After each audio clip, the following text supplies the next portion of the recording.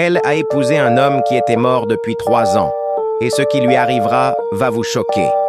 Si tu aimes mes histoires, abonne-toi, like, commente, partage, et dis-moi dans quel pays tu te trouves. L'épouse du revenant. Partie 1. L'homme au regard de minuit. Prologue. Dans un petit village reculé du centre du Cameroun, niché entre les collines brumeuses et les forêts épaisses, les anciens racontaient encore des histoires qu'on n'osait plus murmurer à haute voix. Des récits de morts qui marchaient, de pactes scellés dans le sang, de mariages interdits. Et parmi ces récits, il y avait celui de Naya, la jeune femme qui avait épousé un mort sans le savoir. Naya, 27 ans, était une couturière appréciée dans le village de Bekwa. Belle, modeste, pieuse, mais trop seule depuis la mort tragique de ses parents dans un incendie inexpliqué. Un jour, alors qu'elle revenait de la rivière au coucher du soleil, elle rencontra un homme debout sur le chemin. Il était grand, vêtu d'un boubou ivoire sans tache malgré la poussière du sol, et portait un parfum de feuilles sèches et de terre humide. « Bonsoir, belle dame », dit-il avec une voix douce et grave.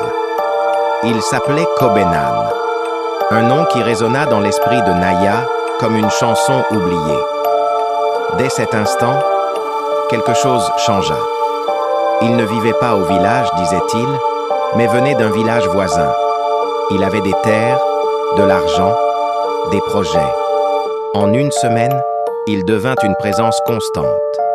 Toujours impeccable, calme, mystérieusement cultivé. Il parlait à peine de sa famille, évitait les foules et ne sortait que le soir. 3 semaines plus tard, contre toute attente, il demanda la main de Naya.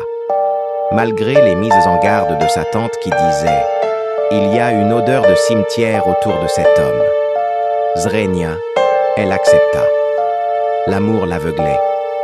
Ou peut-être était-ce autre chose. Le mariage eut lieu un jeudi soir. Une étrange demande de Kobenan, en petit comité, dans une atmosphère glaciale malgré la chaleur. La lampe à pétrole clignotait sans raison. Le coq du voisin hurla comme s'il avait vu la mort. Mais le plus troublant, aucun membre de la famille de Kobenan n'était présent. Aucun.